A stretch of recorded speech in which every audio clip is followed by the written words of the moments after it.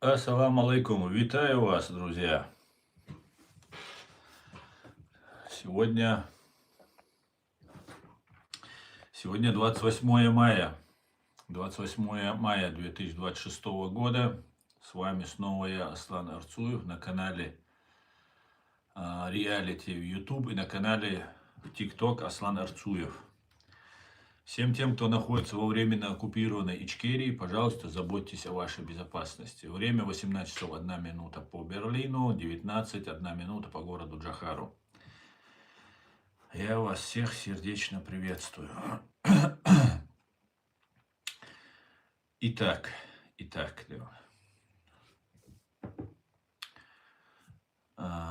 что еще?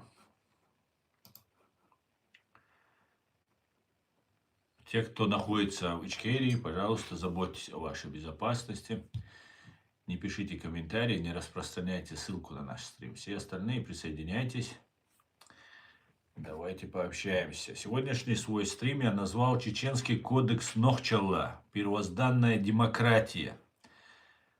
Об этом и многом другом давайте поговорим. Так, я уже...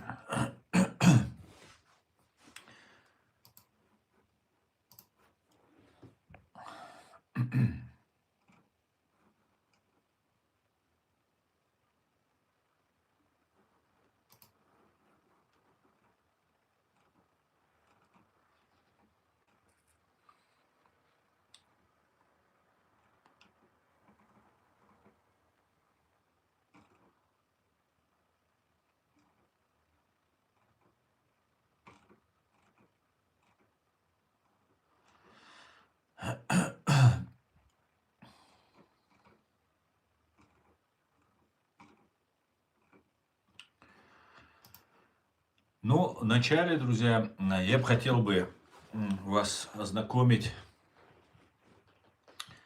с утечкой документов, опубликованной эстонским изданием и проанализированная ОЦЦРП совместно с израильским сайтом Шомрим и другими изданиями, в том числе Le Monde, французским изданием. Эстонское издание Delphi опубликовало утечку внутренних документов и переписок, связанных с российской Social Decision Agency, фирмой, которая работает под контролем администрации президента Российской Федерации.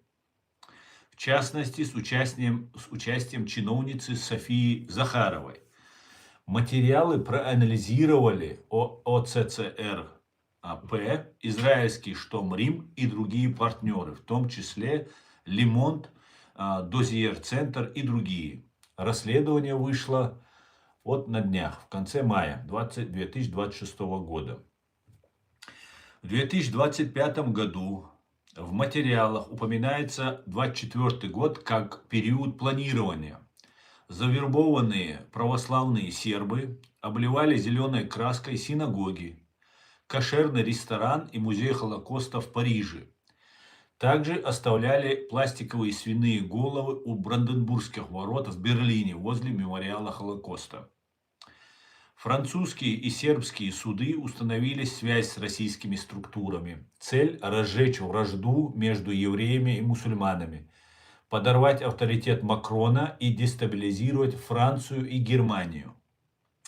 Внутренние отчеты называют это когнитивным ударом и хвастаются медийным резонансом.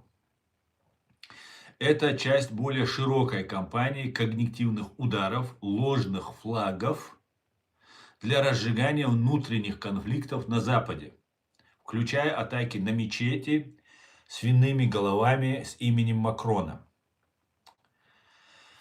Обсуждалась идея создания в Хайфе, в Израиле, исследовательского института под прикрытием с израильскими учеными-фронтменами, чтобы продвигать пророссийские нарративы как независимые исследования.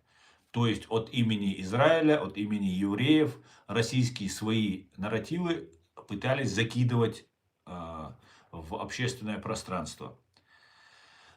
Бюджет на первые полгода около 125 тысяч долларов.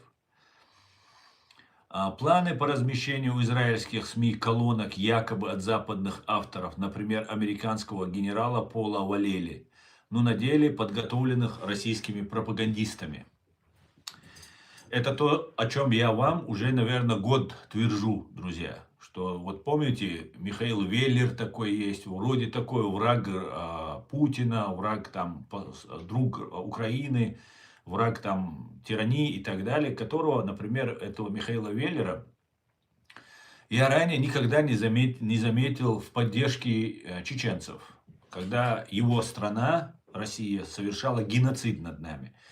И вот этот Веллер, помните, начал активно рассказывать, какие все мусульмане плохие, что вот-вот мигранты захватят всю Европу и так далее. И это только один случай. Я вам сейчас все приведу, друзья. СДА уже под санкциями США, то есть вот эта организация, она под санкциями США, ЕС, Великобритании за предыдущие операции. Утечки предыдущих лет тоже связывают с Кремлем. Это Кириенко и другие товарищи. Понимаете? Как все взаимосвязано. И в этом контексте, когда Нетаньяху говорит, что он имеет давние связи с Путиным и собирается их поддерживать, это уже выглядит уже совсем в ином свете. Да? Совсем по-другому все это видится.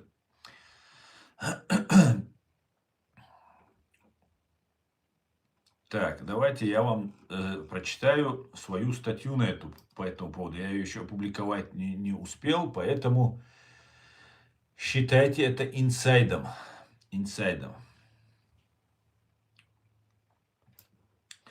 Россия за зелеными синагогами. Как Кремль и ФСБ разжигают взаимную ненависть, создавая и используя радикалов для дестабилизации Европы. Здесь я хотел бы сказать одну вещь, что здесь вот есть один деятель, по-моему, его зовут Умар. Он там под разными никами там прячется. Вот этот деятель раньше на всех митингах, которые мы бывали, вот, ну, не на всех, конечно, но вот в Берлине, когда мы бывали, обязательно он где-то появлялся. Он был с бородой такой, с длинными волосами, ну такой игилоид по внешнему виду. И всегда молча стоял, и вроде бы так казалось, что он с нами. Вот мы проводим митинги, и с нами стоит тот человек с длинными волосами, с бородой, всегда молчит. И затем выяснилось, что этот чувак оказался человеком, который раньше раздавал Кораны. То есть стоял на улице и всем там предлагал Кораны, раздавал. Короче, такой супер мусульманин. Супер мусульман. У него военная форма такая, это хаки цвета, там рюкзак, длинные волосы, борода, бритые усы. Ну вот стандарт такой. И этот человек резко теперь стал ярым таким исламофобом. И вот разные исламофобы сейчас появились, которые вот разную чепуху несут. И когда он начал вот эти вещи говорить, ну, слушаю его, наблюдаю, смотрю, ну, просто против мусульман, все против мусульман, все враги мусульмане.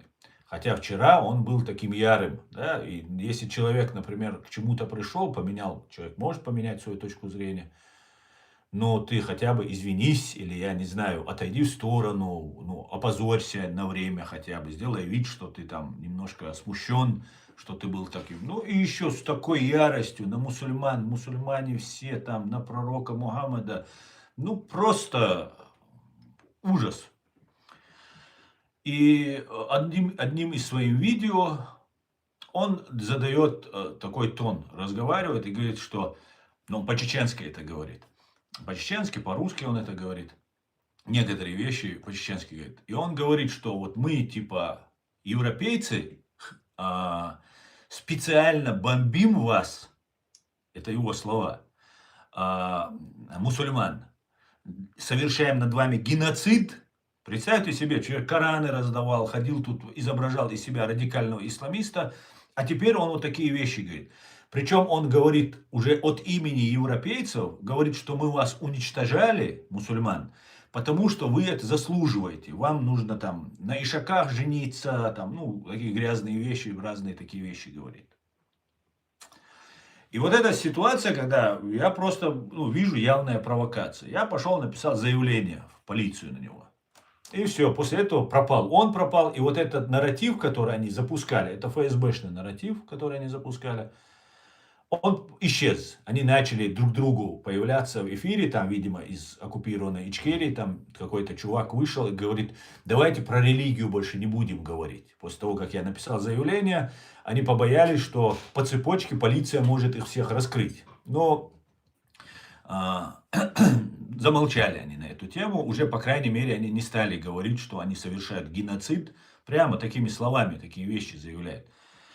Что вот не против там радикалов каких-то, а вот против всех мусульман, мы вас убивали, будем убивать и так далее. Потом какой-то молодой чеченец увидит это, а он видит, этот молодой чеченец, он видит, что вокруг царит полное лицемерие и цинизм. И многие считают, что если Запад и не помогает России, то, по крайней мере, никак не препятствует ему. И многие, и сами русские, забрасывают нарратив о том, что они вместе с Западом уничтожают мусульман. И какой-нибудь молодой чеченец, когда услышит прямое заявление от вот этого провокатора, он, конечно же, напишет какой-нибудь комментарий. И про Европу, и про христиан, и про всех остальных он скажет. Я, предполагаю, да, это же специальная провокация. Это делалось именно для этого. А потом сказать, смотрите, чеченцы как себя ведут. Вот смотрите, вот эти мусульмане как себя ведут. Вот так нужно с ними. Правильно.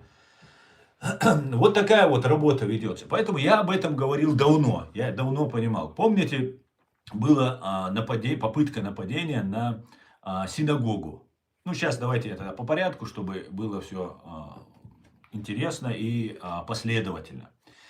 Россия за зелеными синагогами. Как Кремль и ФСБ разжигают взаимную ненависть, создавая и используя радикалов для дестабилизации Европы. Международное расследование на основе утечки документов Social Decision Agency показало, что Москва целенаправленно организует провокации против еврейских объектов в Европе. Операция «Зеленые синагоги» лишь один элемент большой стратегии когнитивных ударов, где Кремль одновременно провоцирует обе стороны конфликта, то есть и евреев, и мусульман. Документ, а для нас, чеченцев, это очень знакомо, нам, чеченцам, это очень знакомо. Документы опубликованы эстонским Delphi и проанализированы, как я уже сказал, OCCRP и Шомрим, Лемонт и другими. Расследование вышло в конце мая 2026 года. Операция «Зеленые синагоги» и двойные ложные флаги в 2025 году завербованные православные сербы обливали зеленой краской синагоги, кошерный ресторан и музей Холокоста в Париже. В Берлине у Бранденбургских ворот появились свиные головы. Цель по внутренним отчетам СДА – стравить евреев и мусульман, дискредитировать европейские власти и создать хаос. Параллельно исламофобские провокации, чтобы разжечь ответную ненависть. В это же время попытки влияния на сам Израиль. Планы по созданию в Хайфе подставного института и размещению пророссийских колонок в израильских СМИ под видом западных авторов. Как ФСБ и Кремль сами питают исламистскую угрозу, с которой потом борются. Кремль не просто использует существующие конфликты, он активно участвует в их создании и поддерживании. Особенно цинично это выглядит в случае с чеченской диаспорой в Европе, в частности в Германии. Конкретные случаи, где чеченцы, часто совсем очень молодые, несовершеннолетние, фигурировали в угрозах еврейским объектам. В январе 2020 года полиция провела крупную... В январе 2020 года Берлин. Полиция провела крупную операцию после того, как в нескольких городах были задержаны чеченцы. После того, как чеченский беженец Зелимхан Б. племянник российского Маулади Удугова, известного российского пропагандиста, который под видом чеченского журналиста и себя позиционирует. А представьте себе, тот самый Маулади Удугов, его племянник, друг и пособник Тумсу Абдурахманова, которые тогда устроили нам провокацию в Берлине. Это, наверное, было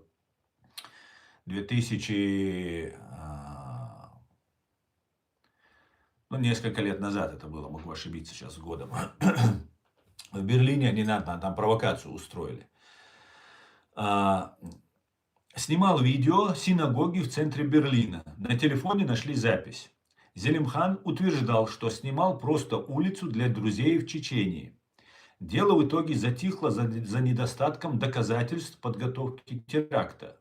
Ну, как говорится, осадок остался. Тогда это все средства массовой информации, особенно российские, подхватили и рассказывали. Плюс самому Зелимхану Маулади Удугов сделал, такую, знаете, репутацию, что человек под следствием, он борется там с евреями, с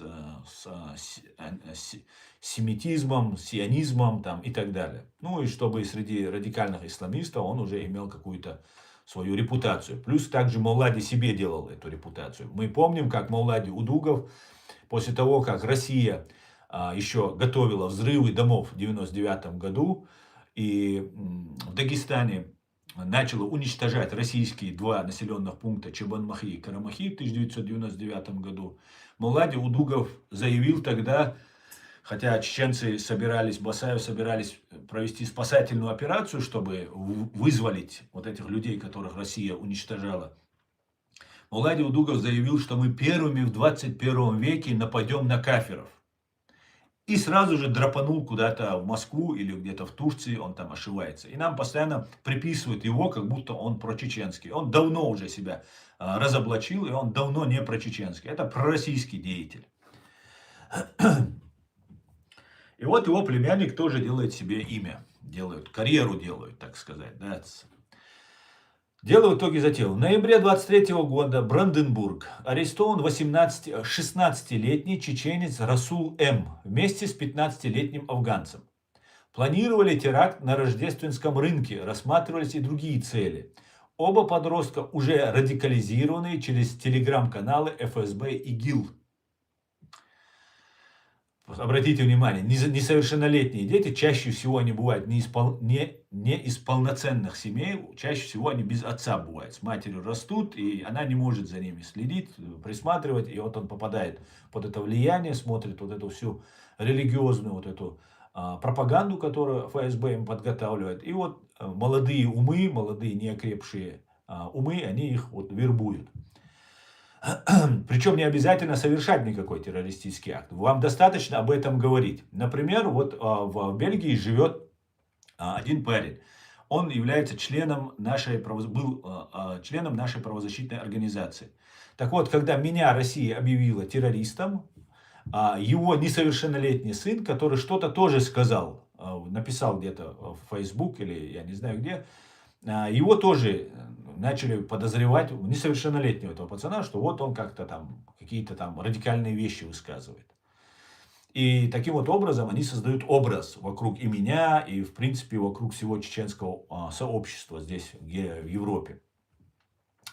Февраль 2025 года. Бранденбург.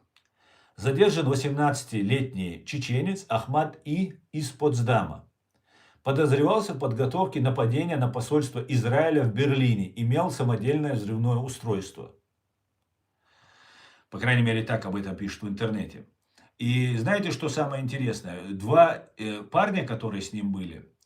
Один не чеченец, второй, по-моему, тоже не чеченец. Но один, по-моему, русский мусульманин, другой вроде бы дагестанец.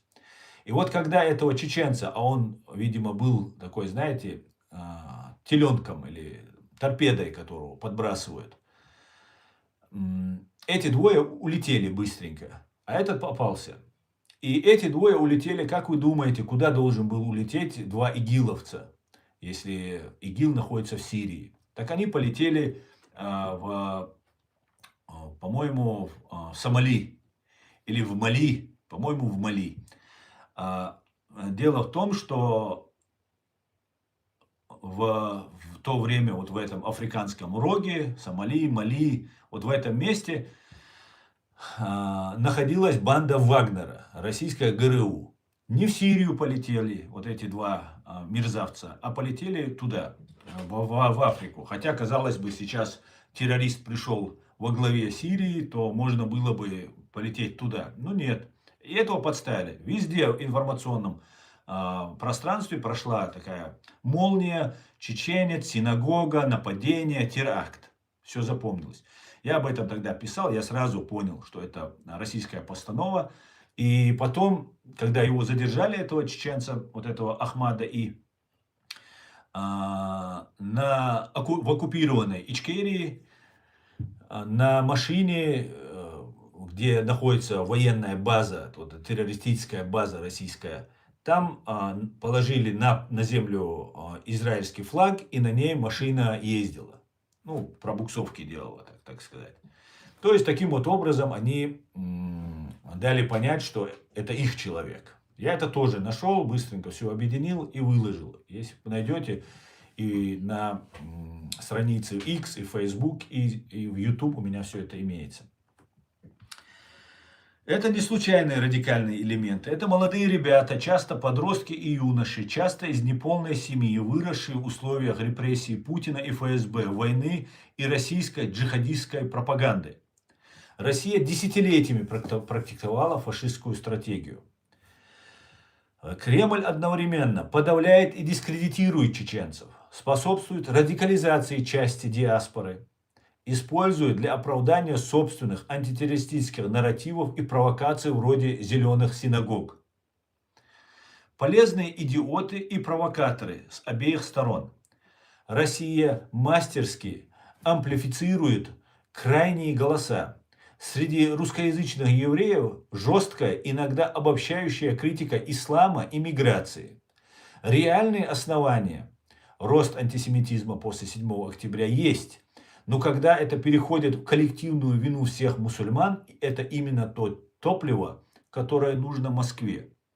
И Михаил Веллер, по-моему, Михаил его зовут, не просто так это говорил. Именно вот включился он в какой-то период времени. Среди россиян и мусульман продвижение конспирологии, про сионистов, исламофобию и оправдание радикализма.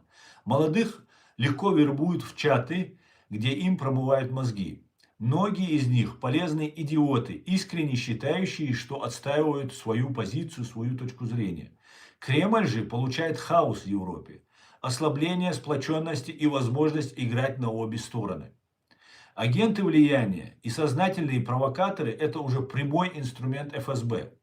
Механизм отработан, боты, фейковые аккаунты, амплификация. Social Decision Agency связана с администрацией президента фашистской Российской Федерации и уже под санкциями. Утечка показывает, Россия не просто пользуется конфликтами, она их проектирует и поддерживает. Разжигает антисемитизм в Европе православными сербами, использует чеченских исламистов, и не только, и афганских, которых сама взрастила. Стравливает диаспоры в русскоязычном пространстве и пытается влиять на Израиль. Это документированная, доказанная гибридная война Кремля против Запада и против евреев, против чеченцев, против иудеев, мусульман и христиан, против нас всех. Пока европейцы и диаспоры дерутся друг с другом, Москва получает ослабленный, разделенный противник. Большинство нормальных евреев, мусульман и христиан этого не хотят. Но крайние голоса, особенно в русскоязычном сегменте, продолжают лить воду на мельницу ФСБ. Поэтому вот в связи с этим я бы хотел бы многим чеченцам сказать, я давно понимаю, что вот этот антисемитизм, который не свойственен чеченскому народу, вообще любая форма ксенофобии, фашизма, в чеченской культуре, в чеченском менталитете, в чеченском мировоззрении, она чужда, она не наша, она пришла нам извне. Поэтому я бы хотел обратиться к чеченцам, которые попадают на эту пропаганду, быть осторожными. Не давайте себя обмануть. Не попадайтесь, не служите России. Не служите. Вся пропаганда, которая сюда вбрасывается, она вбрасывается для того, чтобы нас травить. Да, у вас могут быть претензии к действиям израильской армии, например, в секторе Газа. Если она нарушает правила и обычаи ведения войны, нарушает международное право. Вы это можете сказать, не обобщая, не всех евреев не обзывая, не всех там христиан не обзывая.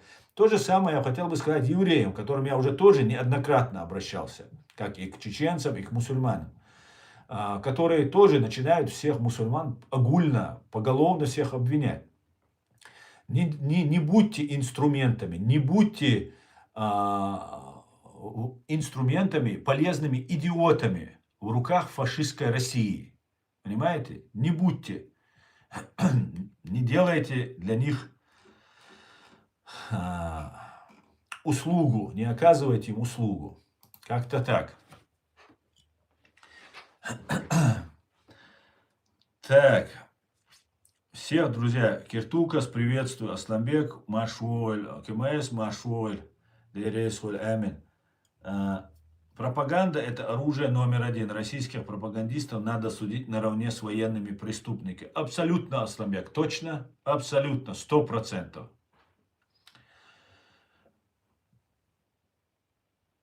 Так, валейк салам, гражданички, Машуэль. Вот такая вот интересная вещь получается. Ну, а теперь я бы хотел вернуться к нашей теме, основной теме нашего сегодняшнего стрима. Что такое чеченский кодекс Нохчелле? Откуда он появился? И почему первозданная демократия – это то, что чеченцы на протяжении тысяч лет проповедуют, практикуют и проповедуют.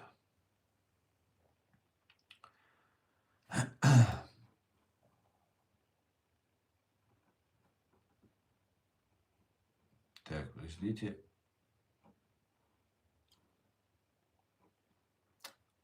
Гавар, я не вижу, что ты тут написал.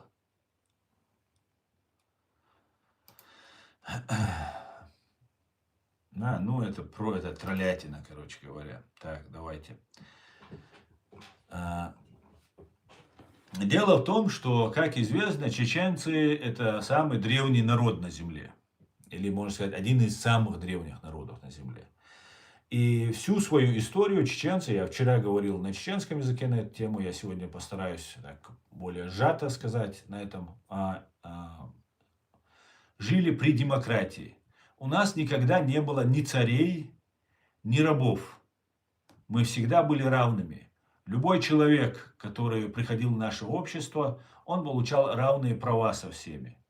У чеченцев никогда не было никакой ксенофобии, фашизма. Чеченцы никогда не ставили себя выше или кого-то ниже, или себя кого бы то ни было ниже. Чеченцы очень уникальный народ, очень интересный народ. Если изучать чеченцев, изучать нашу культуру, очень многое можно для себя открыть. И просто влюбиться. Так часто и происходит. Кто изучает и общается, дружит с чеченцами, просто влюбляются в чеченцев.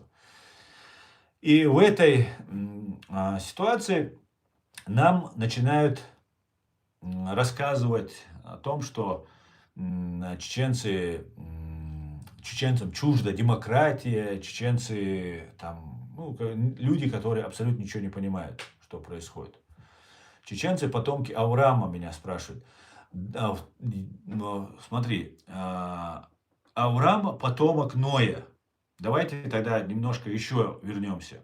Как известно, 4000 лет назад, некоторые говорят где-то 3800 лет назад, некоторые утверждают, что 5600 лет назад произошел потоп. Потоп, который, на мой взгляд, не был всемирным.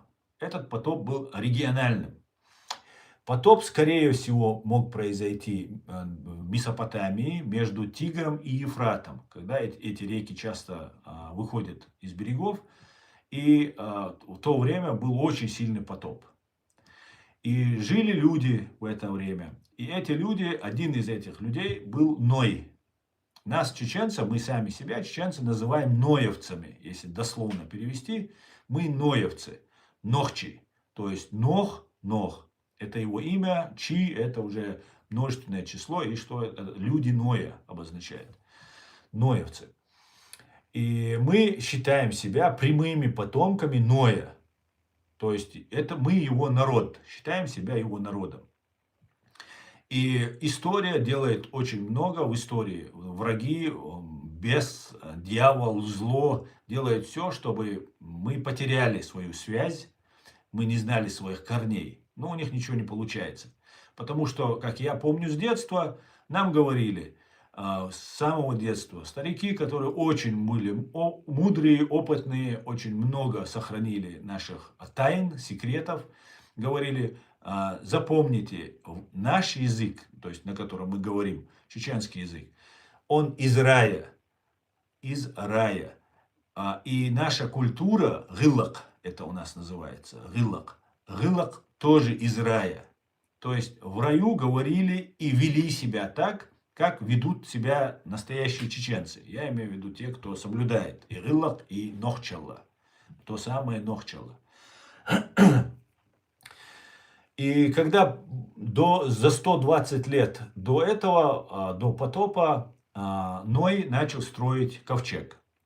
Строил ковчег, и он 120 лет проповедовал. Время было тяжелое, страшное, потому что люди отошли от Бога, и люди были многобожниками, были развратниками, то есть инцест, педофилия, были грабежи, убийства, все это было. И Ной призывал их соблюдать Божьи заповеди и не грешить. Но люди ему не все верили. И он 120 лет, на момент, когда произошел сам потоп, Ною было, по данным Ветхого Завета, Торы, 600 лет ему было на тот момент. У него было 4 сына, это уже нам об этом сообщает ислам, мусульманство.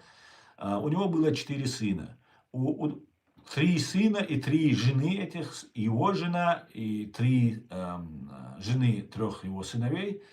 И группа определенных людей взошли на ковчег. 4-й сын Ноя отказался зайти на ковчег, то есть он сказал, что вот я укроюсь на горе, и на глазах у братьев, отца он утонул. Так гласит религиозные предания. И после того, как эти люди, они взяли с собой животных, там про ворону говорится, про там еще каких птиц, голуби тоже упоминаются, разные там животные. Но потоп был не всемирный, потому что сегодня наука доказывает, что реально и по глиняным отложениям на уровне горы, там на высоте находят доказательства того, что здесь была вода. Это сегодня уже доказано наукой. Но это не был всемирный потоп, потому что все животные на ковчег не могли поместиться, тем более потоп, сам ковчег описывается и по размеру. И на Араратских, на Кавказских горах этот ковчег остановился. И оттуда вышли эти люди. И вот мы, чеченцы, являемся прямыми потомками Яфета, Сима и Хама. Как известно, Яфет, если из Ветхого Завета, его зовут Яфис, если по исламу говорить по арабской традиции. Сима зовут Шем, это известная территория, где он больше всего проповедовал, и Хам. И вот эти 3 его сына стали теми людьми, которые распространяли вот эту нохчалла, то есть то видение пророка Ноя. И эти люди, и Ной сам говорит им, своим сыновьям говорит, старшему сыну Ефету, он говорит, что ты будешь править, твои территории будут безграничные, там большие, ты распространишься очень сильно. Так и произошло. Симу, он говорит, что ты будешь распространять религию, божественное слово. Так и произошло. Сегодняшние семиты, арамейцы, евреи, арабы – это семиты. Но тогда они не были евреями, арабами. Они тогда разные там тоже свои цивилизации, древнейшие народы, которые распространяли, ну, жили, и потом на них, к ним, именно к вот этим потомкам Сима. То есть я считаю, что Сим не рожал, не родил этих всех евреев, арабов, арамейцев. Там жили народы, племена, народы, к которым пришел Сим, и как Мухаммед, как Моисей, как Иисус, они проповедовали. Да, там есть и в народе Израиля, и в еврейском народе, и в арабском народе, например, урайшиты, да, Мухаммад, мир им всем. Мухаммад, например, является из династии урайшитов. Он урайшита напрямую связывает с Симом. То же самое касается Иисуса.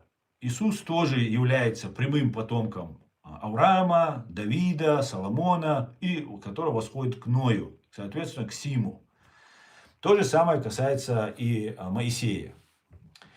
И эти народы были, и не только эти народы, организовывались в религиозном плане Симом, вот эти семитские народы, сегодня как известные семитские народы.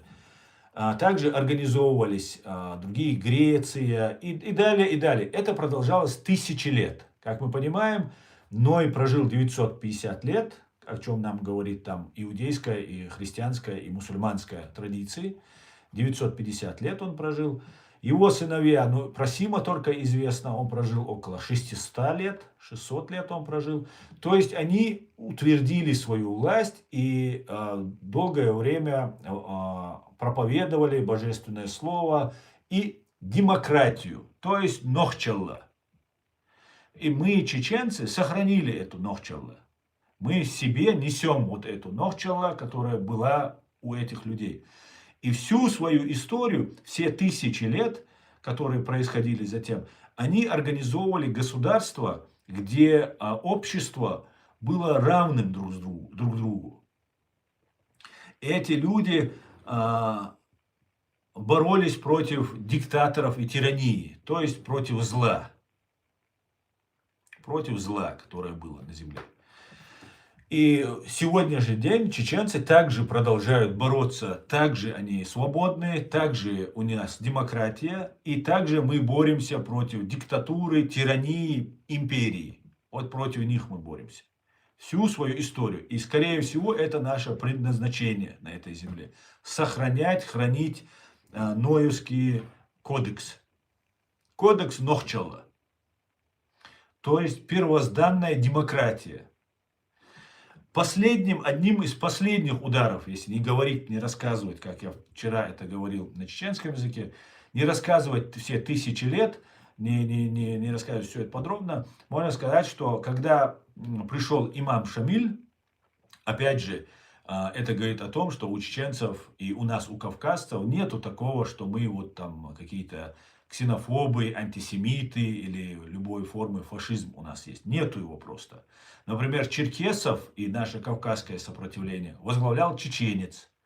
Чеченцев и вот наше кавказское сопротивление потом возглавил аварец, имам Шамиль.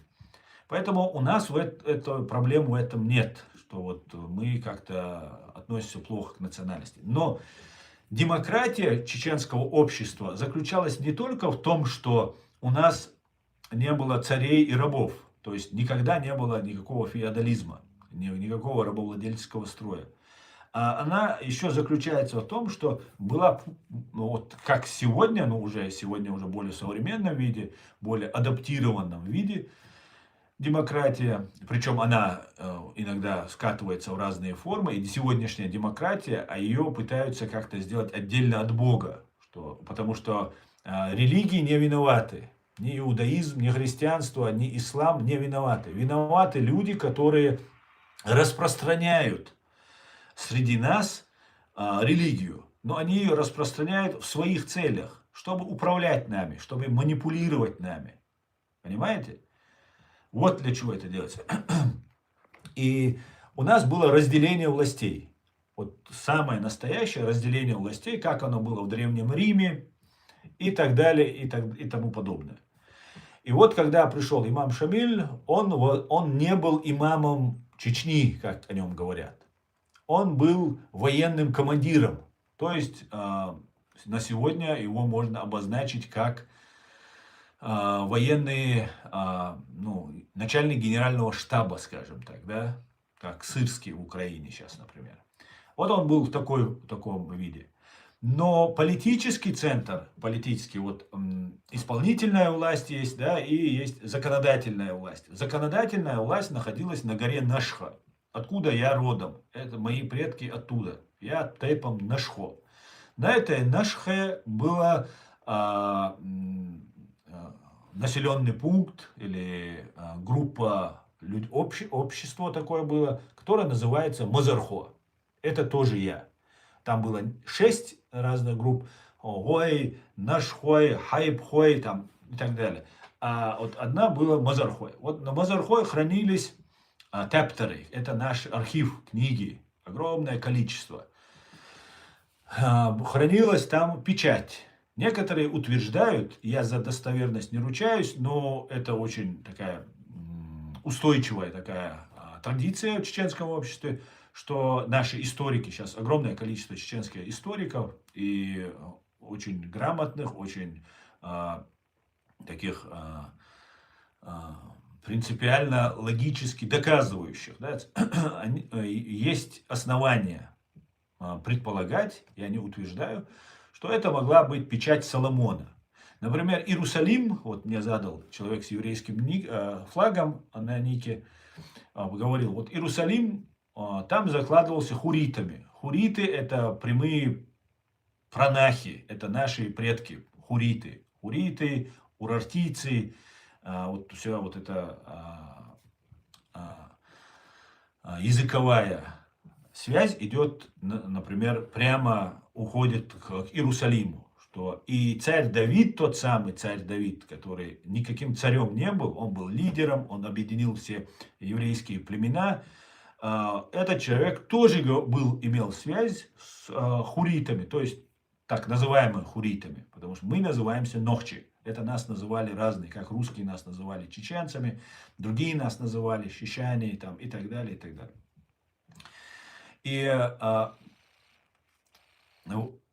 была вот эта печать Соломонова, печать, перстень, то есть печатка, которая была.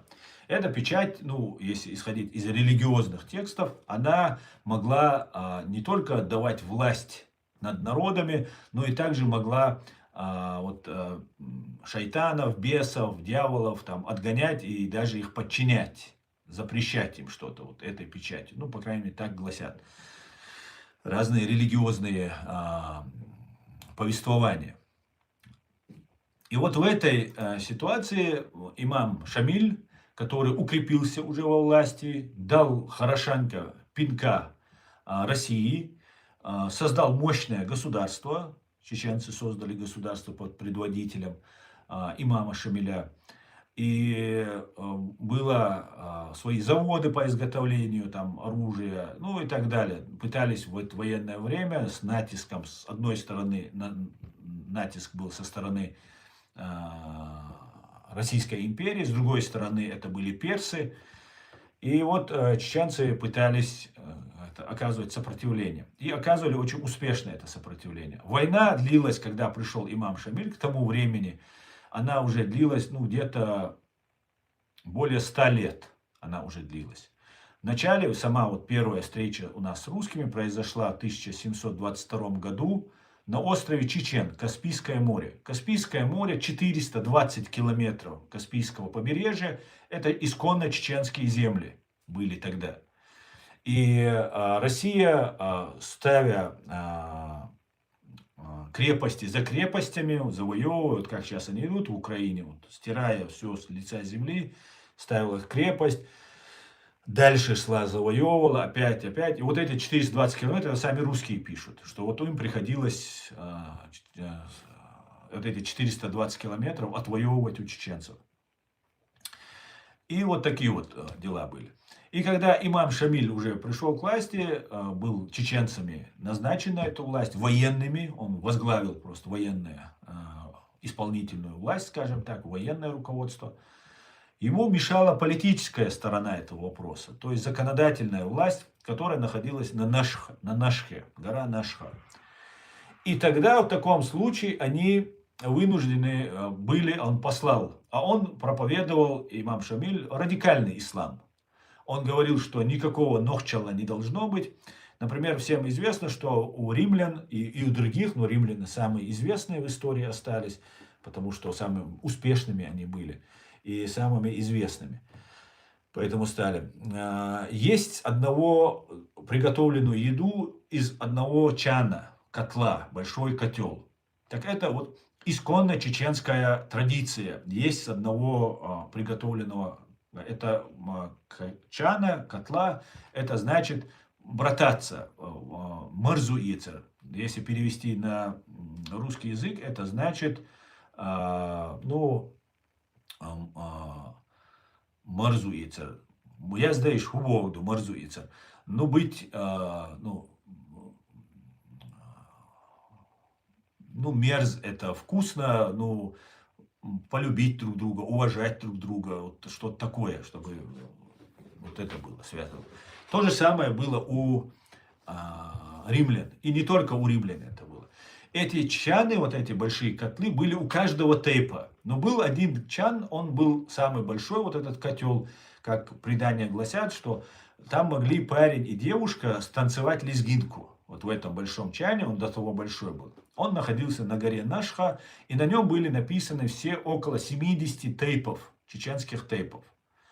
В Торе, в Ветхом Завете, в Библии, в Новом Завете указывается как раз 70 имен сыновей Ноя. Сыновей, внуков, у него 3 сына было, потом внуки, правнуки, праправнуки и так далее.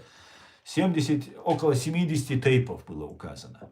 Это были исконные чеченские тейпы. То есть, я полагаю, теоретически предполагаю, что это могли быть тейпы, связанные напрямую с родословной, с Ноем. Грузины, наши соседи, которые тоже являются автохтонные народы, которые, некоторые говорят, что это может быть одна из ветвей Ноя, то есть наши кузены, указывают прямо, что Кавказ идет, само название Кавказ идет от одного из потомков Ноя. Кавказ, название произошло оттуда. Что вот он Дзурдзуки, нас грузины так называли, тоже был сын Дзурдзук, и так далее, и так далее. Короче говоря, очень много есть тому доказательств, что наша история напрямую связана с Ноем. Это возвращаясь и к Аврааму, и к Соломону, и к царю Артуру, Давиду, извиняюсь, царю Давиду и так далее. И в итоге имам Шамиль послал чеченцев, радикальных чеченцев, можно их так сегодня назвали бы, и было потребовано уничтожить этот котел. Этот котел был сброшен с горы, разбит, от него ничего не осталось, говорят, он был уничтожен. Печать пропала, и тепторы потом, вот эти книги, наши архивы потом были уничтожены. Не имамом Шамилем, не его вот этими головорезами, а затем после все это, скорее всего, произошло. Вот такая вот интересная вещь получается из этой истории. То есть разделение властей, я этим хочу сказать, что было разделение властей. Были люди, кто воевал, это исполнительная власть, а были те, кто принимал законы. И, соответственно, из этих тейпов там не было тейп, что потом тейпы образовались, сейчас по некоторым данным тейпов, некоторые говорят 100 тейпов, некоторые 130 тейпов, некоторые тейпы пришлые есть, которые приходили. Есть тейпы, которые объединяются не по крови, тейп, по идее, это братство, если так перевести. Некоторые объединялись по роду деятельности, например, военные, например, там кузнецы, например, кто занимался золотом, да, там, золотом, серебром, кто занимались, у них свои были тейпы. И вот, вот это все было вот в этом направлении. И вот этим всем я хочу сказать, что чеченцы изначально и мировоззренчески всегда были демократами.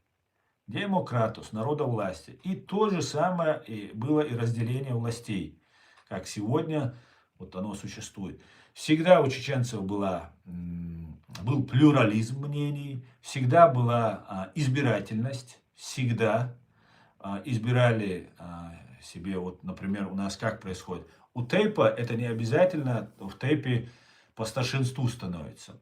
Проходит голосование, и люди выбирают главу тейпа. Потом его помощники, заместители там рядом назначаются. Ну, избирается глава тейпа. Также, например, в населенном пункте могут жить несколько тейпов. Ну, так обычно и бывает. Особенно сейчас, когда Россия там в горах, в других местах все уничтожила и заново нас пыталась перестроить и переделать. То есть Россия делает все возможное, чтобы мы потеряли свои корни. Мы делаем все возможное, чтобы от них не отказаться и сохраниться. И тот же вот этот радикальный исламизм, который нам сегодня навязывают, там, антисемитизм, радикальный исламизм, это тоже из этой области, где нас пытаются подменить наше мировоззрение чуждым нам мировоззрению, ксенофобией, фашизмом и так далее. И в населенном пункте, например, избирается Д, это у нас называется Тейпан Д. У Тейпа избирается глава, Д это отец или глава. Назначается Тейпан Д, Тейпан глава.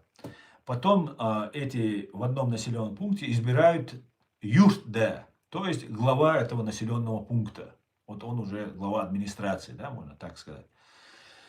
Потом тейпы объединялись в тукумы. Тукум это объединение. С ними мы объединялись, аварцами объединялись, лезгинами объединялись, с другими народами, нашими соседними народами, которые тоже были на этом ковчеге с нами, это наши древние народы.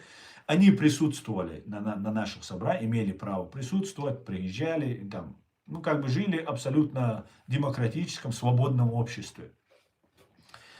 И когда объединяются несколько тейпов, там, ну, например, там, собрать урожай, напал враг, каждый с 15 лет, кстати говоря, еще Шумер, шумерская цивилизация, это первая цивилизация, известная нам человечеству сегодня, а там совершеннолетие наступало в 15 лет. У нас 15-летний считается, вот здесь такое специальное слово, 15-летний, притарвель, достигший 15-летия, если дословно перевести.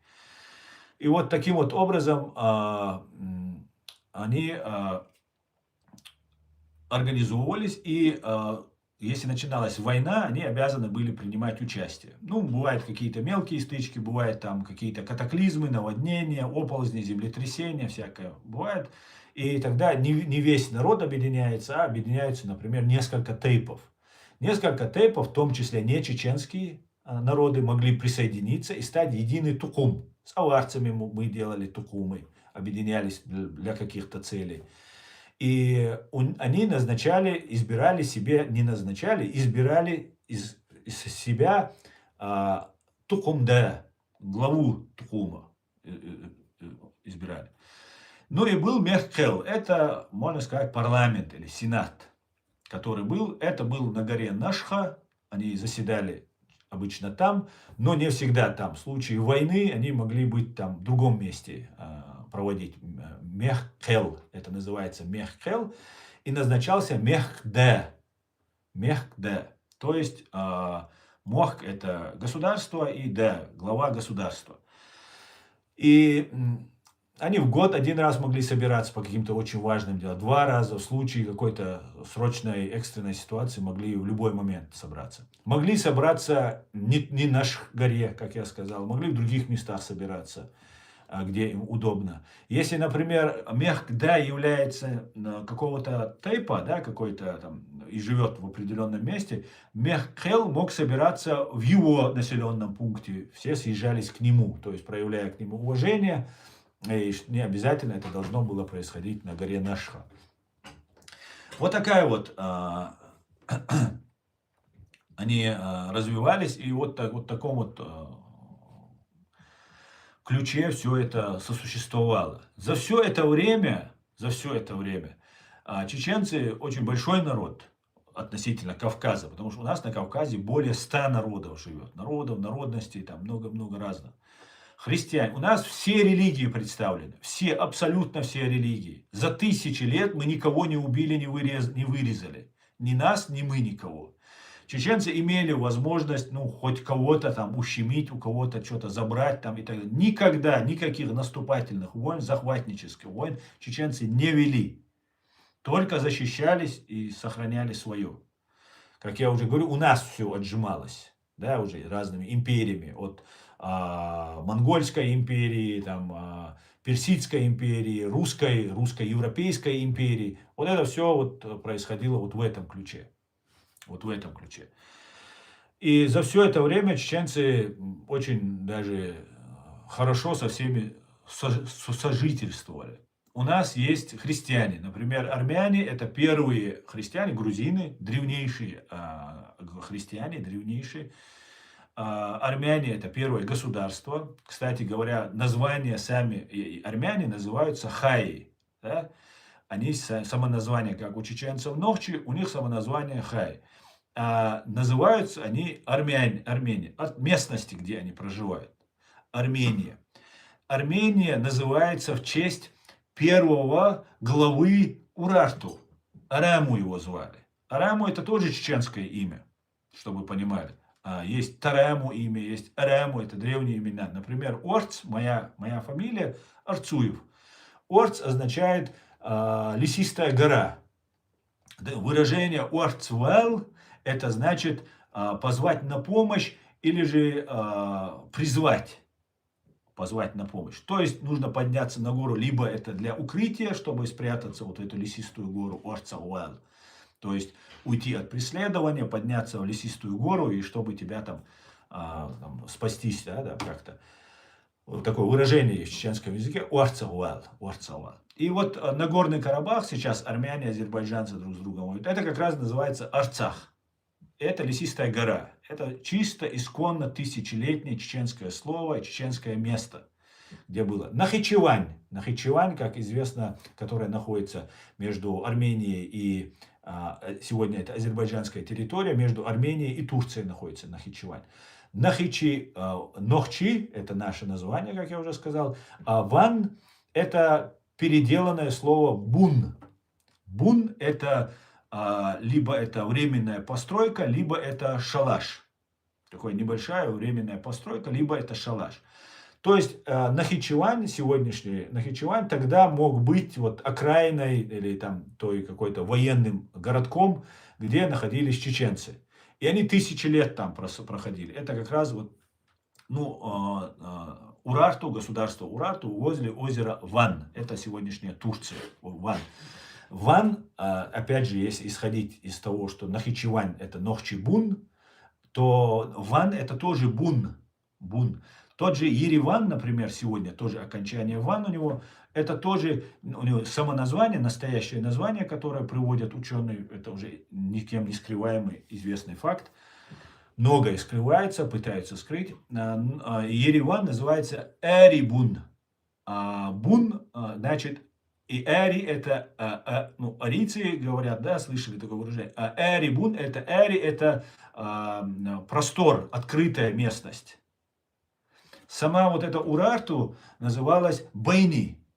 Вы, наверное, знаете, биеннале есть такая до сих пор, да, Байни. Биеннале есть такая вот мероприятие, где там проводят там разные кинорежиссеры, там, да, вот это вся такая есть известная такая организация людей, где собираются там разные звезды и так далее. Байни по-чеченски это значит луг, поляна такая, поляна, луг такой большой, вот поляна. Вот само Урарту они сами называли Байни. Байни. Это объединение, это Урарту организовало 40 тейпов. То есть, объединившись в единый Тукум, они давали отпор ассирийцам, защищая те народы и племена, которые там проживали. Армяне пришли уже к концу падения уже самого Урарту, когда под натиском персов, ираноязычных племен, ассирийцев, ассирийцы более 200 лет атаковали их. Постоянно была борьба с этими ассирийцами, мощной, такой сильной, очень жестокой империей, которая всех их разбила. И под конец уже пришли иранские племена, которые уже захватили. И на основе от этого Урарту была создана сегодняшняя самая известная, которая воспевается, Персидская империя. Самые успешные оказались из них персы, ираноязычные. И вот они, Кир Великий, это все было на основе, зороастризм есть религия, она была основана на этой Нохчалла. То есть на том кодексе людей, которые проживали в этом Урарту. Был вот зороастризм создан. Зороастризм затем потом перекочевал и в христианство, и в ислам, и в другие мировые религии. Вот такая вот история. Я могу в чем-то ошибаться, друзья. Я не говорю, что я 100% прям, 100% прав в этом во всем. Поэтому я вот сам изучаю этот вопрос. Здесь очень много полезной информации. Многое скрывается. Многое просто абсолютно все пытаются скрыть. Пытаются притянуть к себе разные народы. Мы ничего против не имеем, но хотелось бы просто докопаться до истины, до правды. Вот такая вот история складывается. Поэтому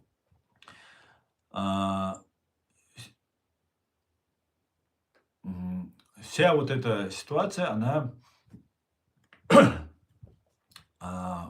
приводит меня к мысли и к тому, что мы, чеченцы, хранители первозданной демократии, первозданного цивилизационного кода, должны быть теми, кто будет не враждовать со всеми подряд. Причем мы должны быть объединителями, как носители цивилизационного кода Ноя, его мировоззренческого кода. Мы должны объединять и иудеев, и христиан, и мусульман. И вот то, что я вам сегодня рассказал, что абсолютное беспримесное зло в лице ФСБ, России, Путина, Кремля, которые пытаются стравить мусульман с христианами, мусульман с иудеями, вот эти вещи, мы должны этому препятствовать. Мы должны стать теми, кто будет мостиком между объединением всех людей на земле. Я постоянно об этом чеченцев призываю и буду дальше призывать. Как-то так. Так, валейк салам, осень. Друзья, всем за подарки спасибо, которые вы мне тут дарите. Большое вам Савелий, как обычно. Спасибо. Так, сейчас я постараюсь почитаю ваши комментарии. Я просто вчера очень много говорил, поэтому сейчас все повторяться не хочу, но основное, кажется, я сказал.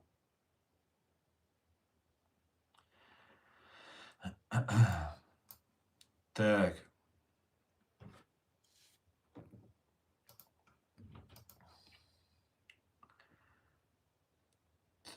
Так. Вот, смотри, Ман Блэкбери.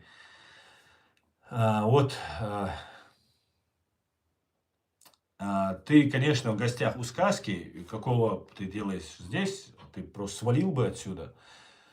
И давай я тебя тоже помогу тебе, чтобы ты недолго здесь мучился. А то вы заходите и спамите мне здесь все. Вот, заспамили мне. Так. Эмин, гражданин Ичкери, Эмин, дал атту борхуай, дал.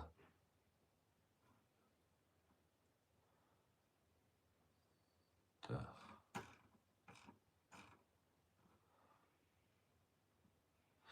Кто стравливает религии, то это как вор кричит «держи вора». Да, Асамбек, совершенно верно. Совершенно верно. Салам из Азербайджана. Салам, Азербайджан. Парис. Салам алейкум.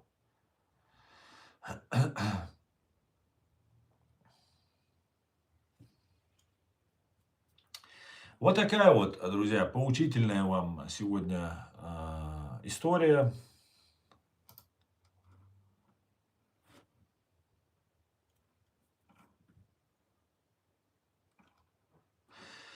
Здесь Алла Дудаева опубликовала у себя на странице 28 мая, сегодня, национальный лидер Мамед Амин Расуладзаде 28 мая 1918 года, сегодня День независимости Азербайджана. Алла Дудаева с большим уважением относится и к Азербайджану, и к Турции. И я хотел бы сегодня, хорошо, что вот обратил внимание, я перепостил у себя, но забыл поздравить. Уважаемые азербайджанцы, уважаемый Фариз и все, поздравляю вас с сегодняшним днем, Днем независимости Азербайджана.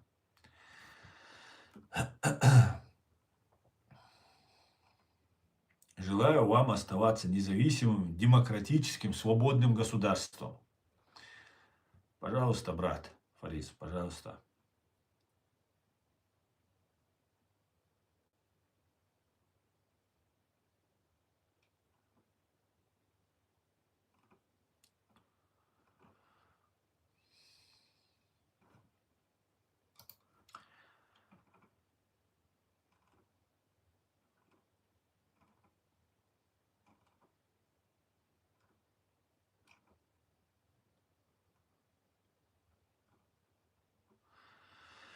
Поэтому я призываю всех, друзья, жить в мире, не ругаться, не разделяться. Это нужно бесу, то есть Путину, дьяволу, ФСБ это нужно. Поэтому не дайте нас разделять, друзья. Самое страшное для них, что мы помиримся. Понимаете? 3 основные религии, аурамические религии, это религии, они говорят в принципе об одном и том же. Все, что говорится, вот, для примирения, например, у христиан и иудеев есть конфликт, что там евреи распяли Христа, говорят христиане. А мы, мусульмане, говорим, что Иисус не был распят. Это было представлено им, как будто он погиб, а его Бог забрал, вознес его к себе, и он не погиб.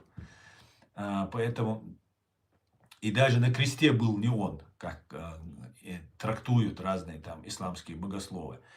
Поэтому нам нужно от этого избавляться, от антисемитизма нужно избавляться, нужно от разделения избавляться. Да, это, наверное, я не первый, да, далеко я не первый, наверное, кто об этом говорит за всю историю. Но это не пользуется большой поддержкой, потому что властителям над нами нужно нас стравливать. Когда они нас стравливают, они нами могут управлять, нашим страхом. Мы боимся тех, те боятся нас, и, соответственно, вот он спаситель, вот он нас спасет. Вот сейчас, например, у евреев выступает такой спаситель в лице Натаньяху. Если так посмотреть, вот евреи на самом деле очень тяжелейшая история, тяжелейшей судьбой народ. Можно только с чеченцами, наверное, сравнить этот народ. После потери 50%, 6 миллионов убитых евреев, у них появился шанс создать государство. Причем не просто создать государство, но еще создать его во враждебном окружении. И сильные империи, сильные государства вокруг, тот же Советский Союз, который сегодня разжигает антисемитизм и исламофобию одновременно, он поддерживал этих арабских террористов. Арабы сектора Газа это тоже жертвы. Им накрутили эту программу и начали их натравливать, там, великий арабский народ, там, поднимись, там, и так далее. Но все арабские страны, которые получают пользу за то, что Россия находится в секторе Газа, финансирует вот эти террористические группировки, фактически получилось так, что они их оставили. Вначале помогали, потом поняли, что это все игра, и оставили. Остался еврейский народ и арабский, вот этот арабский народ Палестины, которые между собой уже враждуют уже 78 лет. Так долго они враждуют, так долго они друг друга ненавидят. И это очень трудно решить эту проблему. Но никуда арабы Палестины улететь в космос не могут, хоть и Трамп там грозился их выселить и так далее. Но это невозможно в принципе. Потому что это их земля. Они лучше умрут там, чем они будут куда-то уезжать и так далее. Их так и так убивают. И сейчас вроде бы Нетаньяху выступает спасителем, да, если так посудить, но он защитник, да, если так посмотреть, он сам его брат погиб, там, он сам там бывший участник боевых действий там, и так далее. Хотя ранение он получил от своего при освобождении самолета, его напарник его нечаянно подстрелил. Вот все это, все его ранение. Но сам факт, что в этом смысле у евреев с одной стороны страх, с другой стороны вот возможность защититься. А как защититься? Ну вот воюя. И при помощи американцев, конечно же, американцы помогают и так далее. Но это до добра не доводит. Мы должны думать о будущем. Нетаньяху не Соломон и не Ной, который проживет 950 лет, максимум 95 лет, да, мы сейчас живем в настоящее время. Поэтому после Нетаньяху евреям жить еще на этой земле. А сейчас мы видим, что из евреев делают абсолютное зло. И все свои неудачи союзники Израиля валят на Израиль и на евреев. Уже это все проецируется на евреев. И это один в один повторяет судьбу чеченцев. Над нами то же самое делается. Над нами. Да, немножко есть отличия, но в основном похожая ситуация. На нас нападает Россия, нас убивает уже более 300 лет Россия. А нам говорят, что виноваты все не мусульмане. Хотя мусульмане помогают так же, как и другие России в борьбе против нас. Как бы ни казалось бы, да, странным. Например, аятолла Хаминеи, ныне покойный, он не поддержал борьбу чеченского народа, и даже, вот есть такая конференция исламских государств, он, когда Азербайджан и Саудовская Аравия вынесли вопрос о санкциях против России, да, заявление там какого-то протеста против того, что Россия делает Первую русско-чеченскую войну по просьбе Джохара Дудаева, Иран был именно тем государством, которое на корню срезал и яростно отстаивал российскую позицию. Взамен за это аятолла Хаминеи получил атомную бомбу, ну, до окончания строительства Бушерской атомной электростанции, атомная вот этот уран, который сейчас стал той причиной, смотрите, как судьба повернулась. То есть вот эти защитники мусульман, да, если представить, аятолла, там они партия Аллаха, у них Хизбалла, там все они ксировцы, там они прямые наследники Бога на земле, да, местоблюстители Бога на земле. Они стали теми, кто отказали таким же мусульманам, чеченцам, ну, не такие мы сунниты, они шииты, может, с этим связано, но как бы аятолла, он не делит шиитов, суннитов, он говорит, мы все братья, все мы должны объединиться и так далее. Но когда уничтожался чеченский народ из-за атомных вот этих технологий и ракетных технологий, которые потом полетели на Израиль, которые дала Россия, кстати говоря, и почему дружит Нетаньяху с Путиным, до сих пор у меня в голове не укладывается. И почему евреи это терпят, я не могу понять. Как это может быть, что на протяжении 70-80 лет арабов финансировал СССР, убивали евреев, а Нетаньяху продолжает до сих пор, даже после 7 октября, он говорит, что он с ним в хороших отношениях, там, Путина типа не трогайте. Для нашей безопасности, это самый такой главный козырь, в целях государственной безопасности. Все вопросы должны отмереть. Демократия, права человека, твои личные права, все должно умереть сразу же, заткнуться, замолчать. Это же безопасность, мы же должны безопасность обеспечить. Нет, так не делается. Любой ценой безопасность не добывается. Есть всему рамки. А это уже какой-то там развод какой-то получается.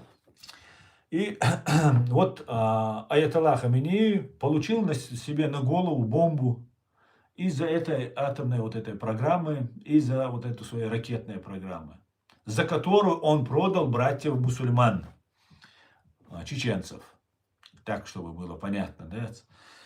Это очень интересно, конечно, когда такие вещи нам демонстрируют, вот, что рано или поздно предательство принципов, которые ты декларируешь,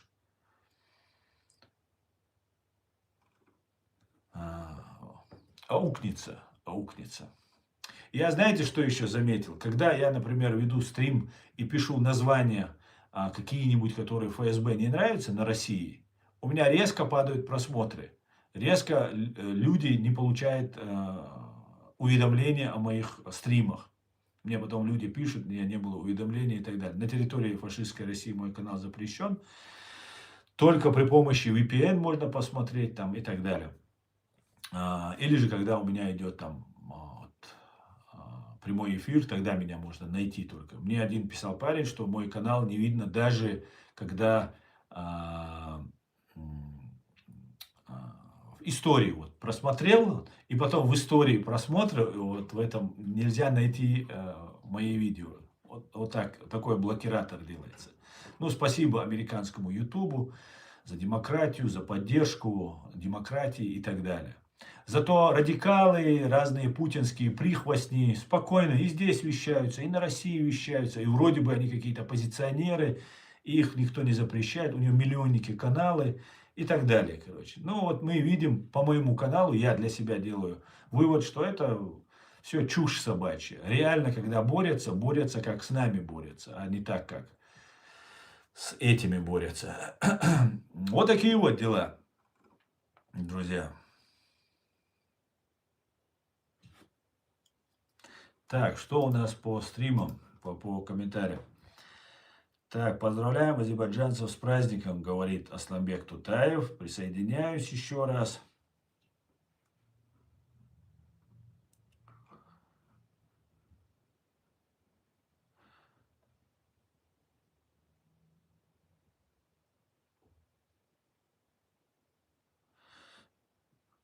Алишер, я что-то не могу понять, ты что сюда пришел? Вот какую-то вот пропаганду мне выдавать.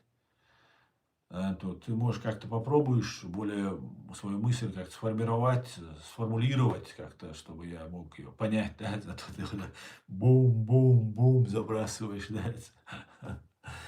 Мои братья все, понимаешь? Я только что об этом сказал. Вы нас хотите загнать в какие-то рамки. Некоторые евреи на меня обижаются за то, что я говорю. Потому что тоже хотелось бы, чтобы я занял какую-то позицию. А у меня своя позиция, чеченская позиция, понимаешь? Чеченская, своя, суверенная, независимая. Которая исходит из моего видения этого мира. И, например, я не знаю, кто ты по национальности, но, например, некоторым евреям хотелось бы, чтобы я 100% без критики поддерживал их.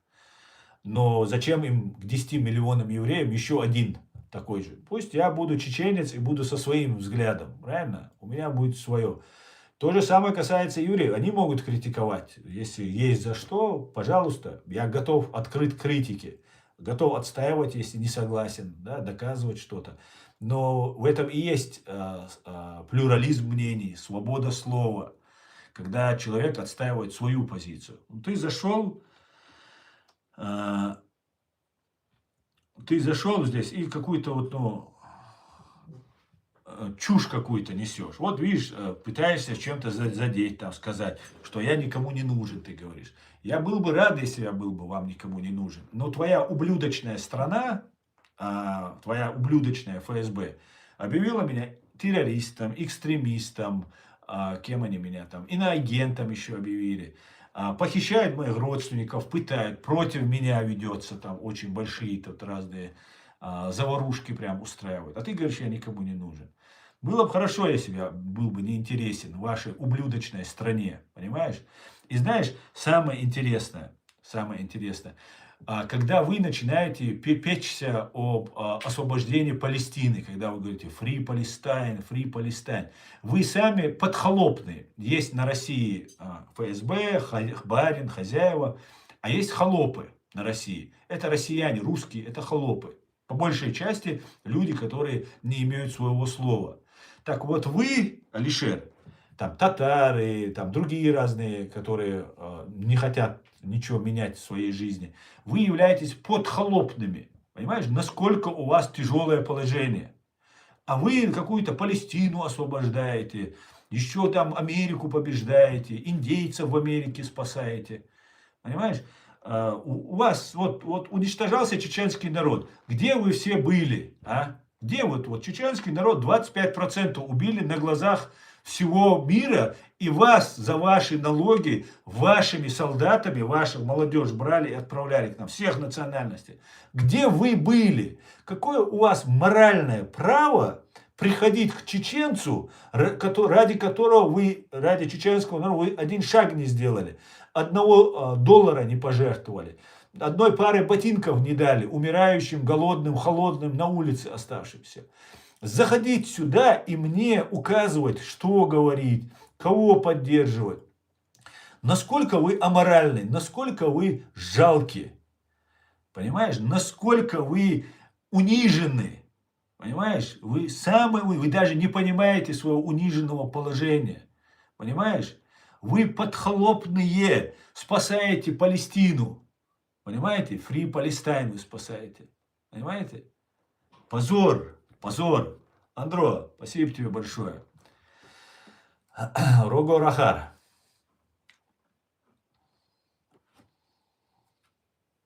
Российская оппозиция — это как мужики перед барином на коленях бунтуют. Да. Вообще красавцы, да. Бунтуют.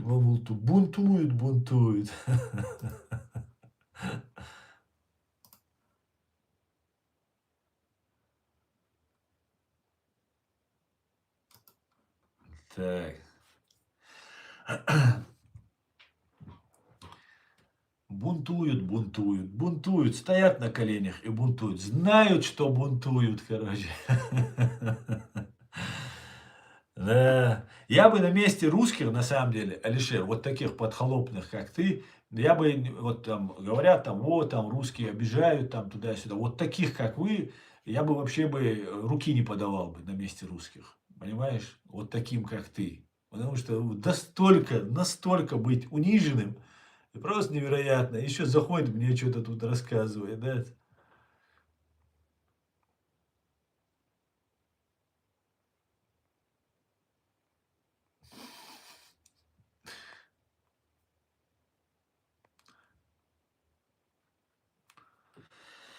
Да, всех ублюдков собирают на русский корабль, чтобы послать в определенном направлении. Да, на дно, да, на 3 буквы, на дно, да. Только что в начале стрима я вам рассказал, как ФСБ делает из евреев врагов. И из мусульман делает, как стравливает. То есть и сюда бросает камни. Вот так стравливание идет. Да, очень по-русски, да, по ФСБшному это, да. Так, друзья, спасибо, что смотрите и поддерживаете. Я сегодня на этом закончу свой стрим. Дел сегодня еще куча. Спасибо, что смотрите и поддерживаете. И желаю вам всего самого хорошего. Желаю, чтобы войн было как можно меньше или совсем их не было, что невозможно, наверное, в этом мире. Но желаю всего самого хорошего. Завтра я постараюсь, но не обещаю выйти в эфир. Слава Украине, все будет Ичкерия. Адикюэль Машой, всего самого хорошего. До свидания, друзья. До завтра.